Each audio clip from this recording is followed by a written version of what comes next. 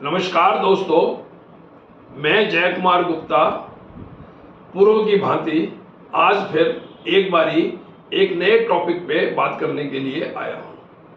आज का टॉपिक है कि हमारे हरियाणा का इतिहास। हरियाणा के इतिहास के साथ साथ यहाँ पे जो मुख्यमंत्री रहे हैं उनका भी इतिहास। जैसा कि सबको पता है कि हरियाणा मानचित्र पे 1966 में आया था, मगर इफेक्टिवली ये 1968 में माना जाता है, क्योंकि 66 के बाद 67 में इलेक्शन हुए, वो सरकार गिर गई। फिर जो सरकार बनी गठबंधन की, थोड़े दिनों में वो भी गिर गई। फिर गवर्नर राज रहा। उसके बाद जो इलेक्शन हुए 68 में, वहाँ से हरियाणा किया आगे बढ़ना और हरियाणा की एग्जिस्टेंस बननी शुरू हुई। 1968 से लेकर 2000 तक जो मुख्यमंत्री रहे, यानी कि 2005 तक जिन्होंने राज किया, उनमें से मुख्यतः चौधरी बंसीलाल, भजनलाल और ओम प्रकाश चौटाला जी और चौधरी देवीलाल जी भी दो बारी बीच में रहे, पर उनका कोई ज्यादा लंबा समय नहीं रहा, मगर इफेक्टिवली रहे।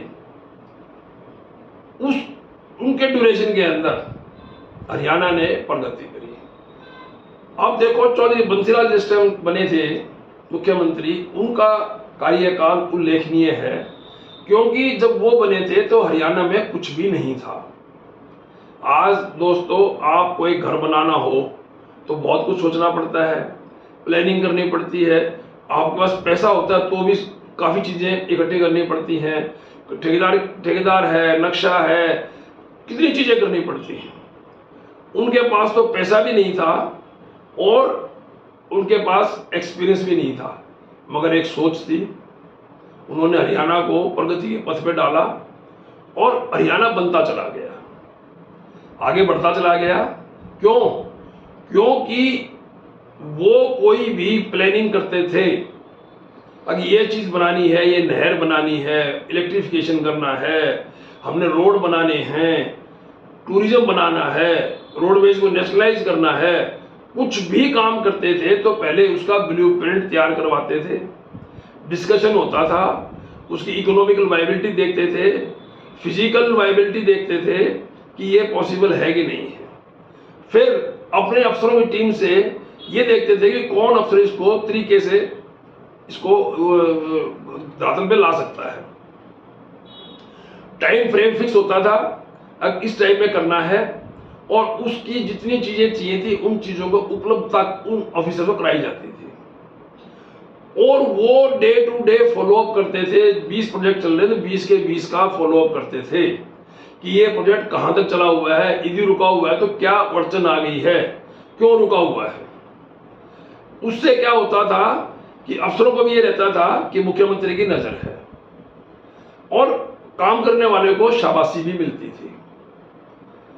उसके बाद चौधरी भजनलाल आए, उनको एक हरियाणा बना बनाया मिला, हर चीज थी यहाँ पे, पूरा हरियाणा इलेक्ट्रिफाइड था, रोड से कनेक्टिविटी थी, नहरें भी 5 चौधरी बंसीलाल नहर बना के भी गए थे, और भी आपका गुड़गांव भी वो मारुति उन्होंने लगवाई वहां पे, उससे गुड़गांव भी लाइट में आ गया था, इंडस्ट्री भी लगने लग गई थी। चौधरी बंसीलाल ने हुडा भी बना दिया था, हाउसिंग बोर्ड भी बना दिया था। तो उनको हरियाणा में बेसिक कुछ नहीं करना पड़ा, एक हरियाणा प्रगति के रास्ते पे चलता हुआ मिला।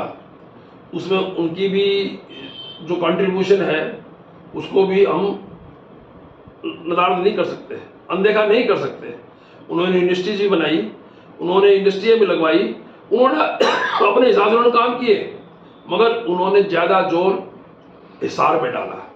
मगर वो भी लोकप्रिय नेता थे। लोकप्रियता क्यों? कि वो करनाल से भी एमपी बने और फरीदाबाद से भी एमपी बने, तो उससे ये होता है कि उनको वो पूरे हरियाणा में स्वीकार्य थे, बहुत काम किए। उसके बाद चौधरी देवीलाल आए, वो तो राजा भर के आदमी थे, वो चीफ मिनिस्ट्री उनके लिए बहुत छोटी चीज थी, वो तो इससे बहुत आगे थे। उसके बाद चौधरी ओम प्रकाश चौटाला आए सन 2000 में।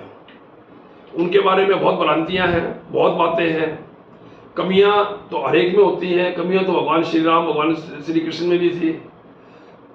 वो तो भगवान थे, तो मनुष्य में कमियां होती हैं, मगर हमें कमियां ना देख करके अच्छाइयां देखनी होती हैं।